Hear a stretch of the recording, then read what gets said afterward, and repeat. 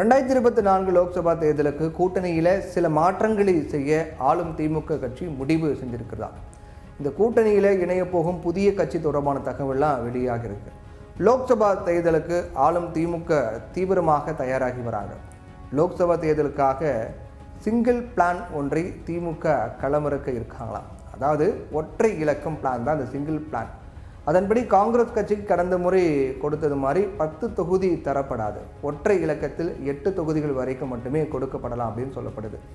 இன்னொரு பக்கம் விசிக, விடுதலை சிறுத்தைகள், மதிமுக, இந்திய கம்யூனிஸ்ட், மார்க்சிஸ்ட் கம்யூனிஸ்ட் கட்சிகளுக்கு தலா 1 இடங்கள் மட்டுமே கொடுக்கப்படும் அப்படின்னு சொல்லப்படுது. கடந்த தேர்தலில் இவங்களுக்கு தலா 2 தொகுதிகள் வழங்கப்பட்டது. இந்த முறை 2 இடங்கள் வழங்கப்படாது, மாறா ஒரே ஒரு தொகுதி மட்டும் தான் வழங்கப்படும். காங்கிரஸ் கட்சிக்கு திமுகவின் ராஜ்யசபா இடங்களில் 1 வழங்கப்படும். மற்றபடி 25லிருந்து 30 இடங்கள் திமுக போட்டியிட திட்டமிட்டிருக்கதா சொல்லப்படுது. நாடு முழுக்க லோக்சபா தேர்தலுக்காக பாஜக தீவிரமாக தயாராகி வராங்க. இன்னொரு பக்கம் காங்கிரஸ், திமுக ஆகிய சேர்ந்து பிரம்மாண்டமாக இந்தியா அப்படிங்கிற கூட்டணியை தேசிய அளவில் உருவாக்கியிருக்காங்க. இந்த கூட்டணிக்கான ஆதரவு நாளுக்கு நாள் உயர்ந்து கொண்டே போகுது. கிட்டத்தட்ட 26 கட்சிகள் இந்த கூட்டணியில் இடம்பெற்றிருக்காங்க. கடந்த சில நாட்களாக வரக்கூடிய கருத்து கணிப்பு செய்திகளும் கூட இந்த கூட்டணி கட்சிகளுக்கு ஆதரவாக வந்துகிட்டு இருக்கு. இந்த நிலையில தான் தமிழ்நாட்டில் லோக்சபா தேர்தலுக்கான பணிகளை திமுக தொடங்கியிருக்காங்க. அதன் ஒரு கட்டமாக சமீபத்தில் காங்கிரஸை சேர்ந்த டாப் தலைவர் ஒருவரை திமுக மூத்த எம்பி ஒருத்தர் சந்தித்து இந்த தகவலை தெரிவிச்சிருக்காராம். 5லிருந்து 7 இடங்கள் தான் கொடுப்போம், உங்கள் கட்சியில் தேர்வாக உள்ளவர்களுடைய லிஸ்ட்டை தயார் பண்ணுங்க அப்படின்னு மெசேஜ் அனுப்பியிருக்காராம். கூட்டணியில் இணைய போகும் புதிய கட்சி யார் அப்படின்னு பார்த்தோம்னா 2024 லோக்சபா தேர்தலுக்கு கூட்டணியில் சில மாற்றங்கள் செய்ய ஆளும் திமுக முடிவு பண்ணியிருக்காங்க. இந்த கூட்டணியில் இணைய போகும் புதிய கட்சி தொடர்பான தகவல்லாம் வெளியாக இருக்கு. அதன்படி பாமக இணைய போவதா பல செய்திகள்லாம் வந்துச்சு. விசிக, அதாவது விடுதலை சிறுத்தைகள் கட்சி இதனால் அப்செட் அப்படின்னும் செய்திகள்லாம் சொல்லப்பட்டது. சமீபத்தில் முதலமைச்சர் மு க ஸ்டாலின் ராமதாஸ் சந்திப்பு கூட இந்த விவாதங்களை ஏற்படுத்தியது. ஆனால் திமுக பாமகவோட கூட்டணி வைக்கும் எண்ணத்தில் இல்லை. இந்த கூட்டணியை இணைய போவது மக்கள் நீதி மையம் மட்டும்தான். திமுகவோட இணைய போகிறது மக்கள் நீதி மையம் மட்டும்தான். புதுசாக பாமக திமுக கூட்டணியில் இணையாது அப்படின்னு ஸ்டாலின் முடிவு எடுத்துக்கிறதா சொல்லப்படுது. முன்னதாக தமிழ்நாட்டில் லோக்சபா தேர்தலில் கோயம்புத்தூரில் போட்டியிடுவேன் அப்படின்னு மக்கள் நீதி மைய தலைவர் கமலஹாசன் தெரிவித்தார்.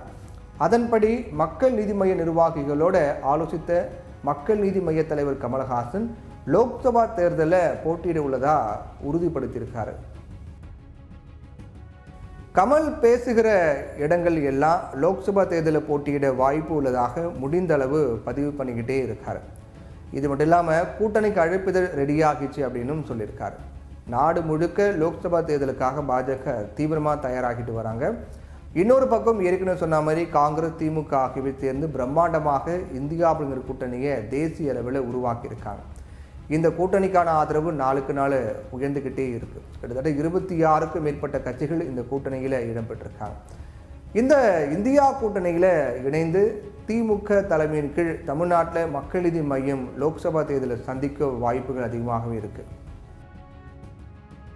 இந்த நிலையில தான் தமிழ்நாட்டில் 5லிருந்து 10 தொகுதிகளில் பாஜக இந்த முறை லோக்சபா தேர்தலில் போட்டியிடும் அப்படின்னு சொல்லப்படுது. இந்த நிலையில தமிழ்நாட்டில் லோக்சபா தேர்தலில் கோயம்புத்தூரில் போட்டியிடுவேன் அப்படின்னு மக்கள் நீதி மைய தலைவர் கமலஹாசன் தெரிவிச்சிருக்காரு.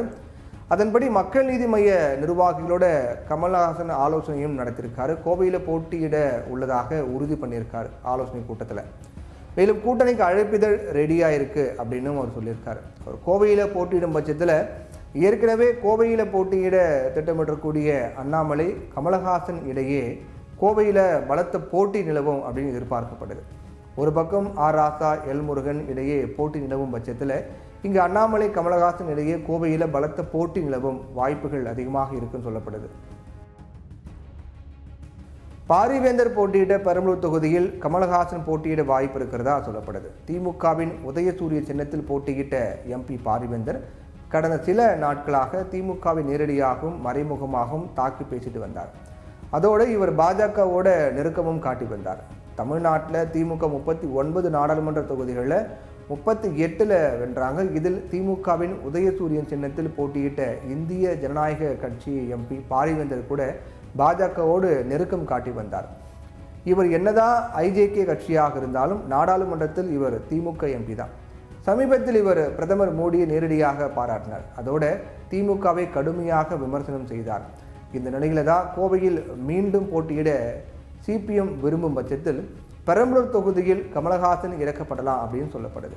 அதோடு இல்லாமல் கமலஹாசன் இங்கே வெற்றி பெறும் பட்சத்தில் அவருக்கு இந்தியா கூட்டணியும் ஆட்சி அமைக்கும் பட்சத்தில் மத்திய அமைச்சர் பதவியை கொடுக்க காங்கிரஸுக்கு திமுக பிரஷர் கொடுக்க வாய்ப்புகள்லாம் இருக்குன்னு சொல்லப்படுது.